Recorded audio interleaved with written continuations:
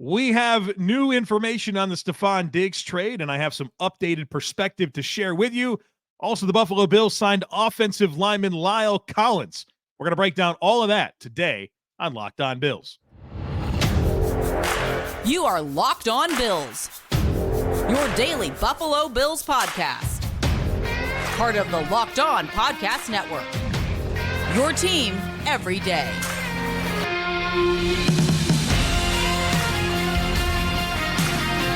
What's up, Bills Mafia? It's Joe Marino, author of Go Bills and Buffalo's Run, also the co-host of the Locked On NFL Scouting Podcast, and I'm your host of Locked On Bills.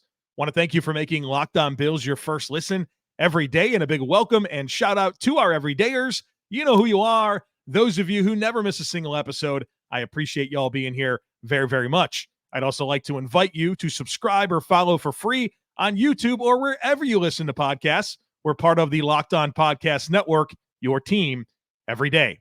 Well, folks, welcome in. Very excited to dive into some new perspective on the Stefon Diggs trade that is rooted in both having some more time to think about it, but also some new details that have emerged from the trade. Also, the Bills have added an offensive lineman, veteran Lyle Collins, to the mix. Want to tell you all about him and how he fits into the picture for 2024. But let's start with Stefon Diggs. And we are now a few days removed from the trade. And just like you, I've spent a lot of time thinking and reflecting on the entire situation. And I've really enjoyed the interactions that I've had with so many in the Locked On Bills subtext community. I gained so much insight and perspective through what is shared with me by people in the subtext community, but also the questions that they ask. It really sparks a lot of thought in my mind, and I love it. I love the interaction. Would encourage you to become part of the Locked On Bills subtext community. There's a link in today's show notes to join. You get one-on-one text messaging with me. You get my first reaction to all mid-year Bills news. I send out random thoughts about the Bills. You also get access to our Discord channel, which is a community of like 600 Bills fans talking Bills, life, all kinds of stuff all the time. It's really fun. But obviously, with a little bit of time to reflect and those conversations, I have some new thoughts. And while I recognize that what I'm about to say might not land with everyone, and surely there's going to be people that pushes back, right? That's just part of the gig here. One thing I always tell myself in my approach to this podcast, and I've said this repeatedly on the show, is that in the biggest moments of the Buffalo Bills, that I want to make sure that I am honest and I tell you how I feel. So that's what I'm going to do. Mentally, here's where I'm at with Diggs. I'm extremely annoyed. Extremely annoyed. This dude confusingly wanted out of Buffalo, and nobody can actually explain why. I've dealt with a lot of complex situations in my life, and every single time I've had the same approach. The most simple explanation is always the truth, and I have a very hard time examining this situation and determining what the truth is. Why did Stefon Diggs want out of Buffalo? The Bills gave Diggs the out he wanted from Minnesota. He, by far, had the 4 most productive seasons of his career. Was never an All-Pro or a Pro Bowler in 5 seasons with the Minnesota Vikings. In 4 seasons with Buffalo, he's a 4-time Pro Bowler and a 2-time All-Pro. There's certainly no shortage of targets for him in Buffalo. So he's getting the ball for sure. He's even said publicly that Josh Allen was the quarterback that God had for him. And then over the last 2 years, he has publicly shown up Josh Allen multiple times, while Josh Allen has done nothing but defend Stefon Diggs and have his back. The Buffalo Bills extended Stefon Diggs to a 4-year, $96 million deal 2 years before his contract was up. 2 years before his contract is up, gave him a 4-year, $96 million extension. And over the last 2 years, you continuously get cryptic tweets, weird interviews, but then he acts like everyone else is crazy for having questions when asking him about the relationship with the team during press conferences. I thought Tim Graham labeled it very appropriately when describing Stefon Diggs. He called it repeated microaggressions. Now, the team's been really good over the last 4 years with Stefon Diggs. A contender, a Super Bowl contender. But Stefon Diggs is as responsible as anyone for the team being awesome, but then not getting over the hump with his own poor performances in playoff elimination games. Then he requests a trade that positions the Bills to have to eat $31 million in dead cap while also increasing his 2024 cap hit by nearly $4 million just so he can play for some other team when the Buffalo Bills have been nothing but good to you? And Diggs labels himself a professional. And I get that he works really hard. I get that he's really competitive and by every account, a great teammate. And that is part of being a professional. But I'd also like to think that being a professional also means being an ambassador and supporter of the organization and fan base that has been so good to you. The organization and fan base that did nothing but defend you, only to now look silly because you finessed your way out of town for reasons that nobody can explain. So thanks for the memories. Thanks for the production. But what a silly end to all of this. A silly and confusing end. Diggs had elite production and opportunity with an elite quarterback with tons of targets for a contending team while being handsomely paid and entering year one of an extension, while 9 months ago, he said out loud that he 100% wanted to retire a Bill. Now we are here. Make it make sense. I started off by saying that I am annoyed. And I think I'm well justified to be annoyed. So then Stefon Diggs and the Houston Texans agree to waive the final 3 years of the contract so that Diggs can become an unrestricted free agent after the season? That's hard for me to understand why either party would do that. This tweet from Adam Schefter sharing the news is perplexing to me. And remember, Adam Schefter, the best NFL insider out there, he's really a mouthpiece for teams and for agents. So remember that whenever you read something from Adam Schefter, who does a phenomenal job getting scoops and breaking news, he's the best NFL insider out there. In reality, he's a mouthpiece for agents and teams. This is what he said in the tweet. But if Diggs plays the way he wants and Houston hopes, he will hit the free agent market next offseason with the ability to make it count. Houston now anticipates getting the best version of Stefon Diggs. What? So you had to strip away those last 3 years to feel like you're now going to get the best version of Stefon Diggs? What? So essentially, this is continuation of Schefter's tweet. So essentially, Houston traded a second-round pick to ensure Stefon Diggs' services for 1 season. Diggs now has added incentive to give the Texans the best version of himself on and off the field. Diggs is now in position to have the ability to negotiate yet another long-term contract. Good luck, bud. You're going to be 32. And you just chose to walk away from the last 3 years of a 4-year, $96 million deal? Make it make sense. You can't. There's no simple truth explanation here. And maybe it's this simple. This is all about finessing and posturing and positioning himself to just get to Dallas so he can end his career playing for the Cowboys with his brother, Trayvon Diggs. So yeah, I'm annoyed. As I've had more time to reflect, as I've had conversations with Bills Mafia, I'm annoyed. And I think that's well justified. All right, folks, the Buffalo Bills signed a new player. Lyle Collins, a veteran, gave him a pretty healthy deal. We're going to break that down here for you in just a moment, so be sure to stick with me. Passion, drive, and patience, what brings home the formula for winning championships, is also what keeps your ride or die alive. eBay Motors has everything you need to maintain your vehicle and level it up to peak performance. From superchargers, roof racks, exhaust kits, LED headlights, and more, whether you're into speed, power, or style, eBay Motors has got you covered. With over 122 million parts for your number one ride or die, you'll always find exactly what you're looking for. And with eBay Guaranteed Fit, your part is guaranteed to fit your ride every time or your money back. Because with eBay Motors, you're burning rubber and not cash. With all the parts you need at the prices you want, it's easy to maintain your car and keep it at the MVP performance that brings home huge wins. Keep your ride or die alive at ebaymotors.com. Eligible items only. Exclusions apply. eBay Guaranteed Fit only available to U.S. customers.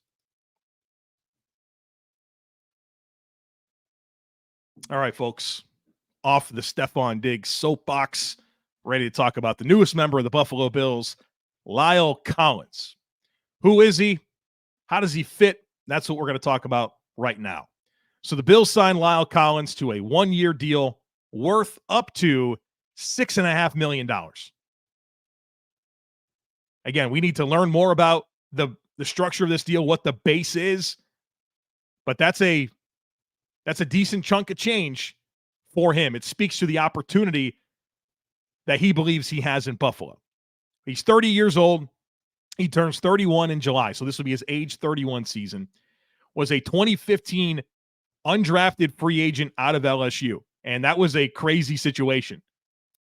Collins was regarded as a first-round prospect back in 2015, and even a top 10 prospect, a big-time prospect. He's 6'4", 305 pounds, 33 and a quarter inch arms, 10 3/8 on the hand size, RAS score of a 7.44. But a crazy situation. So it was announced before the draft that a few days after the draft, he was scheduled to speak to Louisiana State Police about the shooting death of a pregnant woman that he previously had a relationship with, even though he was not a suspect in the crime. That scared teams off of picking him, especially, first round.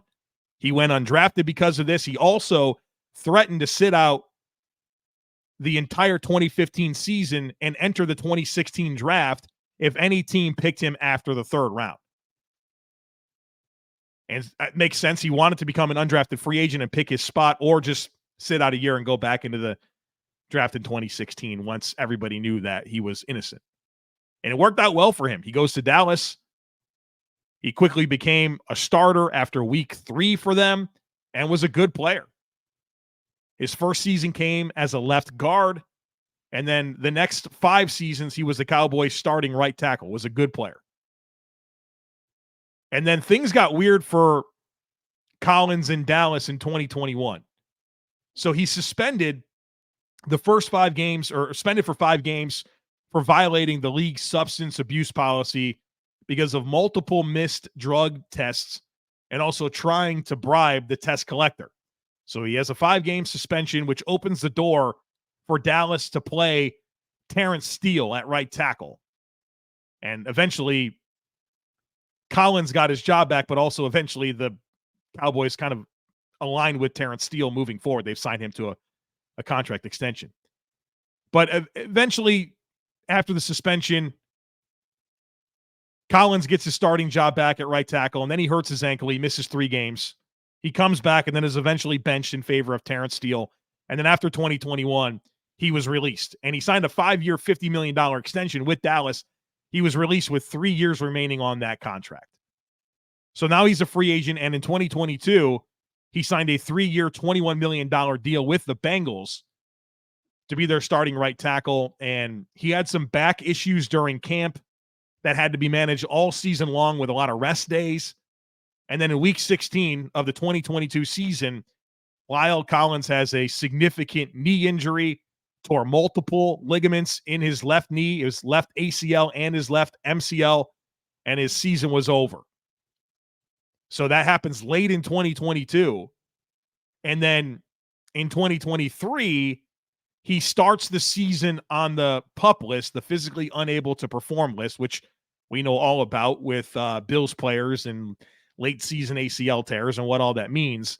And then the Bengals just flat out cut him in early September 2023.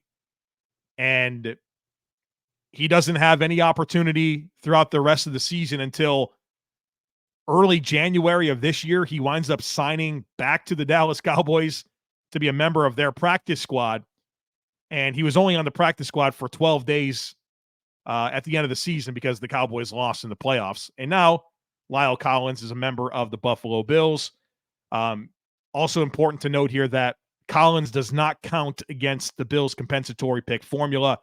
He is not a compensatory free agent. He was released by the Bengals, was on the practice squad for Dallas at the end of last season. So this move does nothing to impact the compensatory pick formula for the Buffalo Bills in the 2025 NFL draft. And they're scheduled to get 2, maybe 3 of those when it's all said and done. So this does not impact that in any way, shape, or form. Now, normally whenever I do these, Bills sign a new player episodes, I spend time watching the film.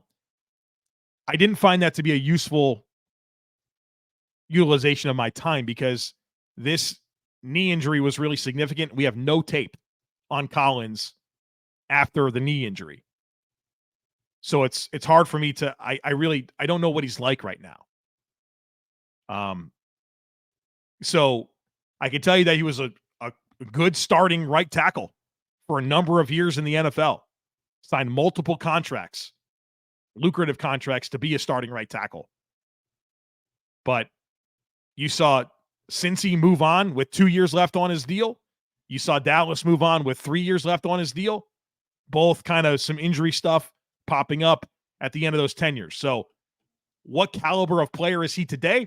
I have no idea. There's no tape for me to watch that can tell me that. I can look back at his resume and explain that he has been a good starter, but where he's at age 31 with not only that ankle injury, the back injury, the multiple ligament tears in his knee, it's hard to know where he's at physically.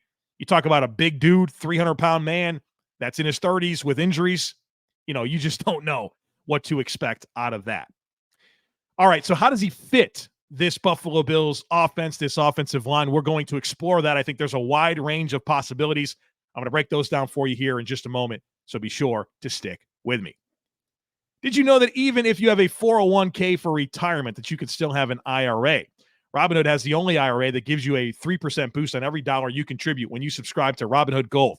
But get this, now through April 30th, Robinhood is even boosting every single dollar you transfer in from other retirement accounts with a 3% match. That's right, no cap on the 3% match.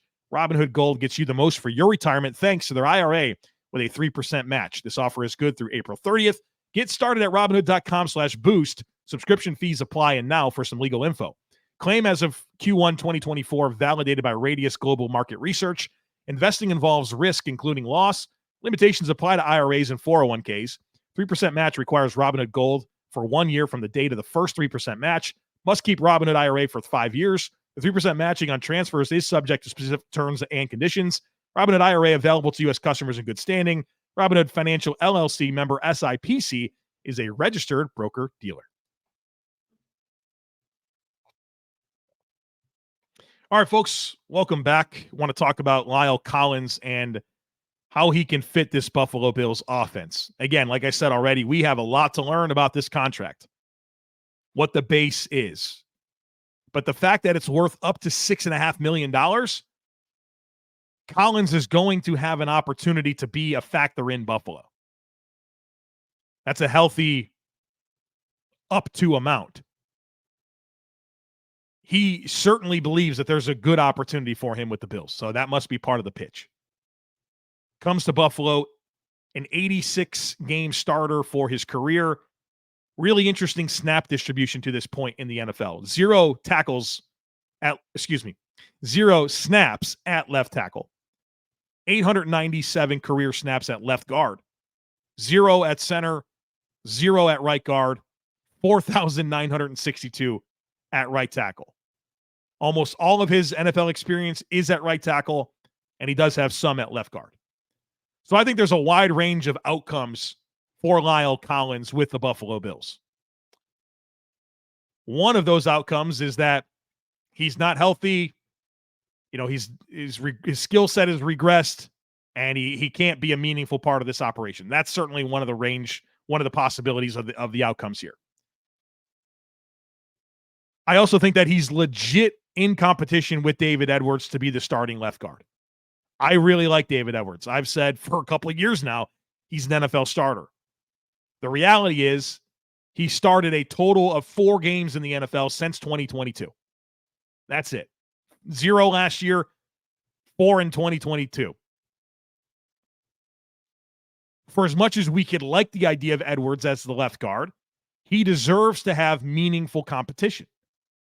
Welcome La'el Collins as your meaningful competition. And then I think you look at it like this. Between Collins and Edwards, who are both coming off seasons where they didn't start any games, you hope that one of them can stick and be a really solid answer for you at left guard. So number one, legit competition with David Edwards to be the starting left guard. Number two, he's a reserve offensive tackle for this team. And he very much fits recent prototypes that the Bills have had at the position. Going into last offseason, they wound up signing Brandon Shell, who has a lot of starting experience in the NFL at right tackle. He winds up retiring during training camp, but when the Bills or any team adds a player, you kind of get some clues into what they're looking for, what type of skill sets they like. Then when Brandon Shell retires, they eventually bring in Germain Ifedi. And Germain Ifedi was rostered for the Bills like most of last year. He was inactive every game, but he was on the 53-man roster. And now they've brought in La'el Collins. There's a prototype here. They've wanted this veteran right tackle only type player. And then you think about Ryan Vandemark, who's an appealing, developing young player that was a practice squatter in 2022, rostered all of 2023 as the Bills swing tackle. The one thing that's true about Ryan Vandemark is that he's just better on the left side. College tape, preseason tape, he's better on the left side. So have they been intentional, knowing that about Ryan Vandemark, to bring in these, for lack of better phrasing, right tackle only type guys in Brandon Shell, Germain Ifedi, and now La'el Collins? So yeah, he's certainly in line to potentially be a reserve offensive tackle for this team. There's also value in him being around with Spencer Brown entering the last year of his contract. So if that situation with Spencer Brown gets to the point where this is his last year in Buffalo, then it's nice to have spent a year with Collins, who could be a temporary answer. Let's say that Spencer Brown, you're not comfortable bringing him back. He walks in free agency. At least you've spent a year with La'el Collins and can think to yourself, can this be a bridge tackle as we kind of look for our next long-term answer? But you would definitely have the benefit of spending 2024 with him prior to thinking of that as a possibility. So he could be either the starting left guard, a backup tackle, right? So like there's a multi-spot situation here, whether that is maybe he beats out David Edwards, he's the left guard. Maybe he's the backup to David Edwards and also the backup to Spencer Brown. Like there's different spots that he can fit. And then also you got to factor in the possibility of the utility blocker jumbo tight end role. This has been an important role for this offense throughout the last couple of seasons, whether that's been Tommy Doyle, Bobby Hart's done it, David Edwards was awesome at it last year. I think it's fair to consider La'el Collins as a guy in line for that type of role while being a primary backup left guard, primary backup right tackle. So I think there's so many different possibilities. One, he's declined and he can't help the team. He's in competition to start at left guard with David Edwards. He's a reserve right tackle, maybe a stopgap bridge option at right tackle, a multi-spot backup, a jumbo tight end. And obviously the role that he ultimately commands and the production that he winds up having is going to dictate what this dollar amount is for La'el Collins in terms of earning that up to $6.5 million mark. I'm sure there's a lot of incentives baked into it. I guess not much of it's guaranteed because of, all right, there's so many different ways that this can go, and it's not like the Bills are brimming with cap space. They're down to about $3.5 million after they had to eat an additional almost $4 million for having to get rid of Stefon Diggs. So fascinating situation. Hope you enjoyed this conversation. I enjoyed kind of getting that Stefon Diggs piece out there. I've been thinking about it and stewing on it over the last several hours. It feels good to get that out there. And then, of course, break down Lyle Collins for you here on this episode. Thanks for being here. As always, I do kindly ask that you share, subscribe, rate, and review the podcast. Have a great rest of your day. Go Bills. And I look forward to catching up with you again real soon.